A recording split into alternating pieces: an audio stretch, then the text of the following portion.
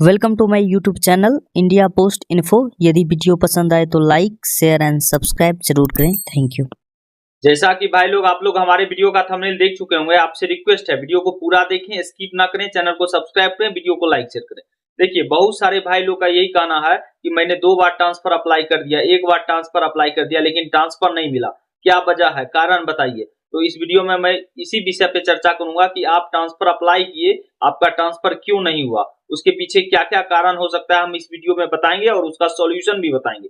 ऊपर से एक और भी क्वेश्चन आ रहा है, बहुत ज्यादा आ रहा है कि एक बार मैंने ट्रांसफर ले लिया है, अब दूसरी बार कब हम एलिजिबल होंगे अप्लाई करने के लिए। तो आप वीडियो को पूरी तरह देखें, चैनल को सब्सक्राइब करें, वीडियो को लाइक शेयर करें। जैसा कि आप जानते हैं कि मैं भी बीपीएम पोस्ट पे कर देता हूं, आपको सटीक जानकारी प्रोवाइड करवाऊं, किसी भी तरह का फेक जानकारी नहीं।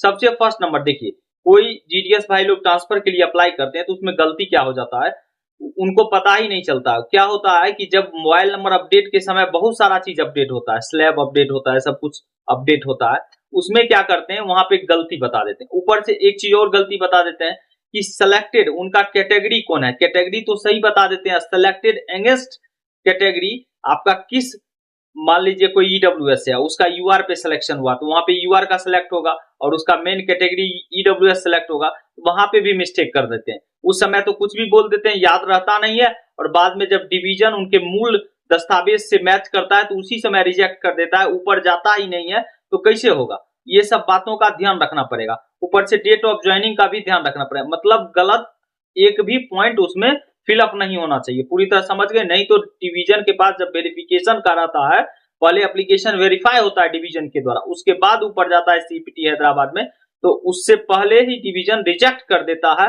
आपका गलत डिटेल्स फिल किए होने की वजह से। तो वहां पे जब भी डिटेल्स अपडेट करवाए डिवीजन में, तो सही तरह से डिटेल्स अपडेट करवाए। आप जो बोलिएगा वो अपडेट कर देगा, उसका क्या जाएगा, बाद में वो रिजेक्ट कर देगा, मूल दस्तावेज से मिलाएगा, आपके फाइल बना हुआ रहता है ना। तो पूरी तरह समझ लीजिए। उसके बाद देखिए क्या कारण है, बहुत सारे भाई लोग क्या करते हैं, तो जहां जिस डिवीजन में, मान लीजिए उनका मूल डिवीजन बेगूसराय हो गया या समस्तीपुर हो गया या कोई भी डिवीजन से, वो उनका घर है, होम टाउन है बेगूसराय, वहां पे मात्र दो सीट है, 2 से 3 सीट है, और इनका एंगेजमेंट 1 ईयर हुआ है, 1 ईयर 1 मंथ हुआ है, अप्लाई कर दिए, कभी हो पाएगा 2-3 सीट पे नहीं हो पाएगा। आपको भी पता है कि बहुत सारे जीडीएस है जिनका 2-2 साल 3-3 साल हो चुका है, उनका एंगेजमेंट हो चुका है दूसरे सर्कल में, वो भी बेगूसराय से बिलोंग करते हैं, तो वो अप्लाई करेंगे तो उनका होगा कि आपका होगा। सबसे पहला नंबर मूर्खता यही कर रहे हैं कि जहां कम सीट रहता है वहीं पे अप्लाई कर देते हैं। सबसे बड़ा देखिए, सबसे फर्स्ट नंबर, आप दूसरे सर्कल में वर्क कर रहे हैं तो सबसे फर्स्ट नंबर है कि आप बिहार आने का प्रयास कीजिए। कोई भी डिविजन में बिहार में जिसमें ज्यादा सीट है, ज्यादा पॉसिबिलिटी होगा, ज्यादा चांस होगा आपको जो है ट्रांसफर मिलने का, तो पहले बिहार आ जाइए, उसके बाद जो है अप्लाई करते रहिएगा कि हम बेगूसराय डिवीजन आएंगे, होमे टाउन आएंगे, तो दूसरी बार में चले आइएगा। पूरी तरह समझ गए कि इस तरह का एक प्रोसेस है।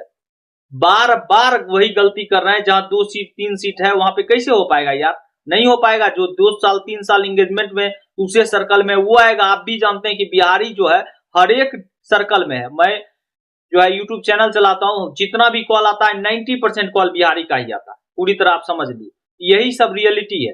सबसे फर्स्ट नंबर गलती, पूरा डिटेल्स नहीं, एक रत्ती भी गलती नहीं होना चाहिए, थोड़ा भी नहीं। उसके बाद जहां ज्यादा सीट है वहां ज्यादा पॉसिबिलिटी है ट्रांसफर मिलने का, तो वहां पे अप्लाई करें। पूरी तरह समझ गए। उसके बाद देखिए, बहुत सारे भाई लोग का ट्रांसफर हो गया, दिसंबर में भी पोर्टल खुला था और मार्च में भी खुला था, तो वो बोल रहे हैं कि कब अप्लाई हुआ।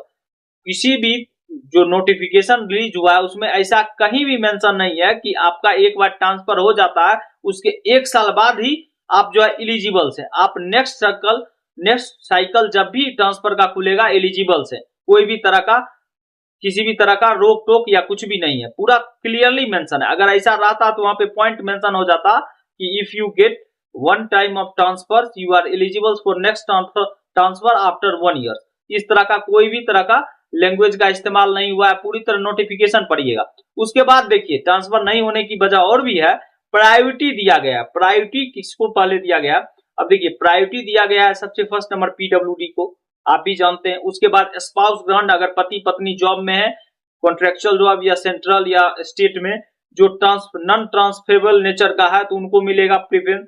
उसके बाद डेट ऑफ एंगेजमेंट है, उसके बाद जो है डेट ऑफ एंगेजमेंट के बाद डेट ऑफ बर्थ है, फीमेल है, और 6 नंबर जो एप्लीकेशन जो है आप अप्लाई करते हैं उसका टाइमिंग पे है। अब हम आपको बताते हैं, जब भी पोर्टल खुलता है तो हड़बड़ी में किसी भी तरह का कोई भी चीज ना करें, पहले आने दे, धीरे धीरे आता है। उसमें पहले आपको दिखाएगा उस डिवीजन में 2 सीट, धीरे धीरे अपडेट होते रहता है, फिर दिखाएगा 4, 6, इसीलिए कुछ दिन वेट करें।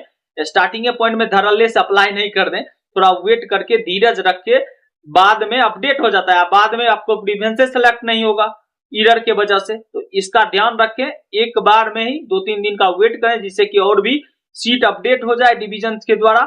जब ट्रांसफर पोर्टल खुलता है तो पहले 2-3 सीट दिखाता है, उसके बाद धीरे धीरे ज्यादा सीट दिखाता है। आपको समझ में आ गया होगा। चैनल को सब्सक्राइब कीजिए, वीडियो को लाइक शेयर कीजिए। Thank you.